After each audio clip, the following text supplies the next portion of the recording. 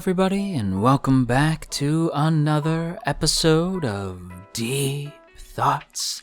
And today we're talking about Vinland Saga Episode 10, Ragnarok. So before we begin this week's video, I have to quickly mention two things right off the top. The first being, apologies if you hear a fan going on in the background, long story. And the second thing I want to mention is I want to give a thank you to those of you who shared not last week's video, the 2 weeks ago's video on Vinland Saga, namely at Nacho Gashardo and at the Chillas N1. Thanks for sharing last week's video, boys, and if you too would like to have your name shouted out in next week's Vinland Saga video, then be sure to share this video around on the internet and then tag me at JoJo Talks Too Much, and I will be sure to shout your name out in next week's Vinland Saga video. Now then, with that said, we are going to dig into this week's episode. This is a much more emotional and talkative episode than I thought it would be, given that the title was something as metal as Ragnarok. It's a lot more introspective, and I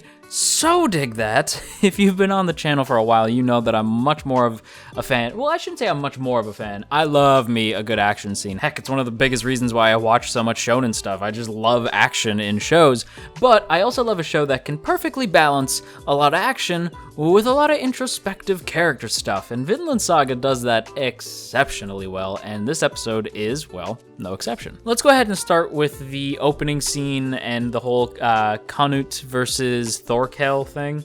Now, the perfect quote for this sort of side story in this week's episode is, "Those who take up the sword shall perish by the sword." This is one of the things that we hear the priest mention at the beginning of the episode when he's speaking to the prince, Prince Canute, whose name I am positive I am butchering, but let's be real, I butcher all these characters' name according to you guys, so what's one more? Anyway, so the young princeling, he's the type of dude who feels like it would be much better to put your faith in God to solve your problems and remain pious. And there's, that's admirable. There's a good nature to that, I suppose.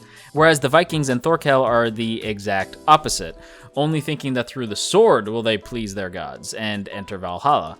Now, this is interesting, right? Because the princeling thinks the only way into the kingdom of heaven would be to live a pious, righteous life, and not raise he who throws the first stone or whatever the hell. Basically, it's his point of view that pacifism is better than a life of action, whereas characters like Thorkel would say the exact opposite. Now, I can kind of see both points here. I do understand where the prince is coming from. I do think that violence for the sake of violence is pretty idiotic. I do think that he probably would rather solve things through peace and discussion.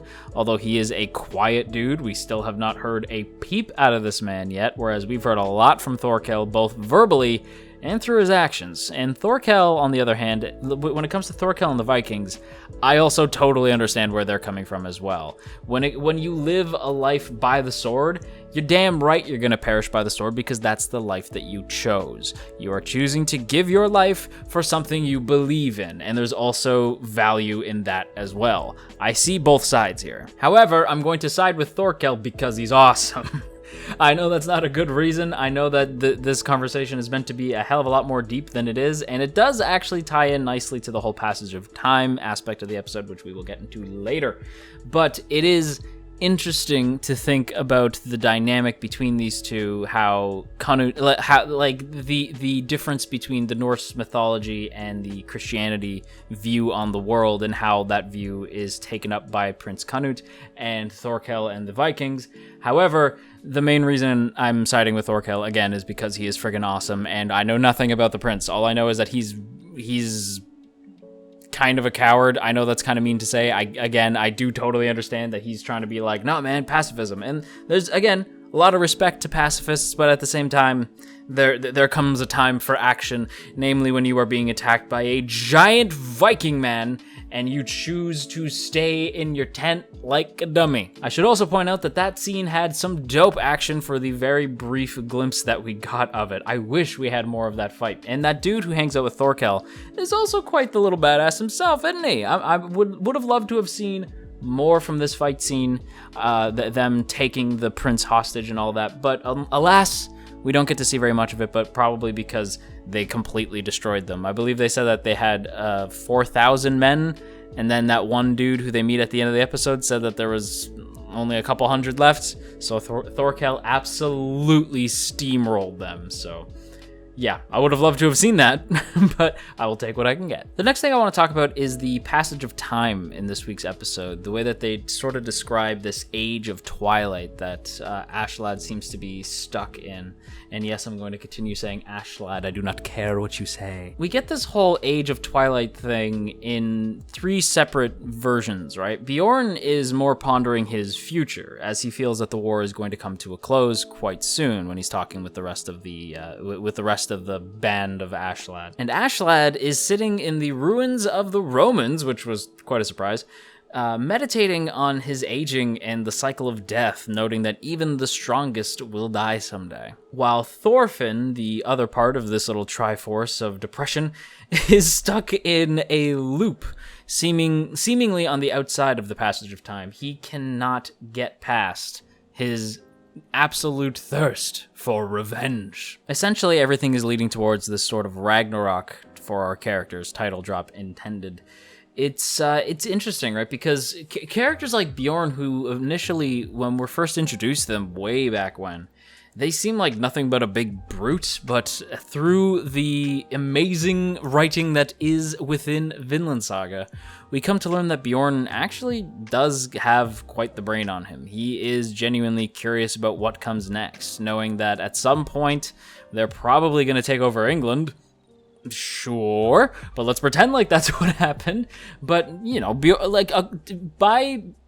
to Bjorn, that's the way that things look right now. And he is taking the knowledge that he has, and he is trying to figure out a game plan for the future. That is admirable, and he is probably the only smart one in the show so far. Askelad is incredibly smart, don't get me wrong, but Bjorn is actually thinking about life stuff, whereas Askelad seems to be on a whole death kick. He's ever the schemer, but he seems fixated on Ragnarok and the Age of Twilight, and I think realistically, Askelad's just aware that he's getting older. And he says it himself. He says to Thorfinn, like, eventually, I'm gonna keep getting older, and you're gonna keep growing, you're gonna keep getting stronger, and you're gonna get me one day. That's just the fact of it. We are living in the Age of Twilight. This is our Ragnarok. And it's heavy, heavy stuff. Seeing Askelad come to terms with the fact that he knows he's maybe at like in the twilight of his time, and he's aware of that fact, and he's trying to grapple with it in the ruins of the Romans, which is perfect. Like, and the way he sees this sort of cycle of death, like first the Romans were here, then you have England, now you have us coming to take out England. It's a never-ending cycle. It's a wheel of death, and it's just, you're doomed to repeat it.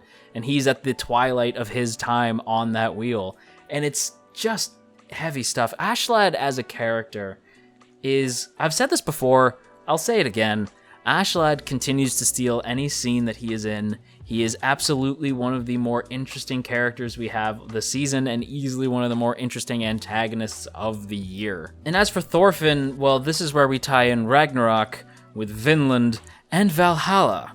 I mentioned earlier at the beginning of the episode that Thorkel and the Vikings see that only through the sword will they please their gods, right? Like, if you live by the sword, you die by the sword. For most of the Vikings and Thorkel, it's only through great battle that you can enter the halls of Valhalla. Now, I almost wonder if Thorfinn's version of Valhalla, the Valhalla in his mind, is Vinland, because it's the last thing still tying him to his past self. We see the whole dream sequence with Thorfinn running around through what is pretty heavily hinted at to be Vinland. And I do believe that he sees it as his personal Valhalla, as what he would love to do. That would be his paradise. What he would want at the end of all this battle and bloodshed is just to have everybody back together and go to Vinland like he always wanted to do as a kid. Obviously, that's not going to happen. but having everybody back together is not going to happen because spoilers! Well, you know what happened. But what ultimately makes Thorfinn so tragic is that even in this dream sequence, he is aware that his own father is telling him to give up on revenge, that it is pointless to go back home to his family and just be with them, protect them, discard revenge. It's not necessary, and he knows that. Thorfinn knows this. This is his dream. He's aware that that is the correct decision, but he keeps slipping. Like I said earlier, he's in a time loop. While everybody else is feeling the passage of time, Thorfinn does not. Thorfinn's stuck in a loop. He just can't stop. His whole focus is revenge, revenge, revenge. He can't see past it. He's totally gone blind with it, and he just keeps falling back to it, and it's just heartbreaking. Like I said at the beginning of the video, I was really pleasantly surprised that with an episode title like Ragnarok, how much introspection we get in this week's episode. Part of me is wondering, like, should I have been disappointed because I was totally expecting action?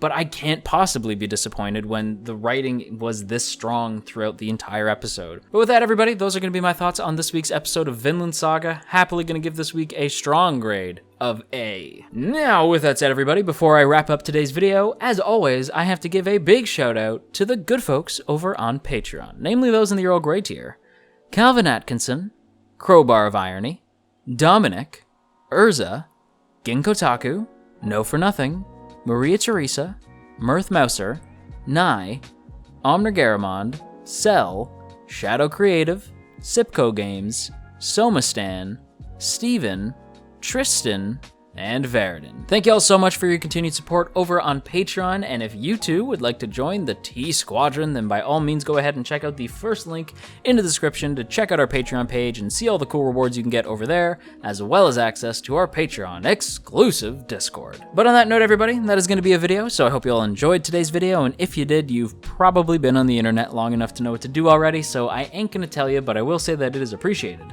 And if you're feeling stressed out today, you go have yourself a warm cup of tea, and I will talk to you all again real soon.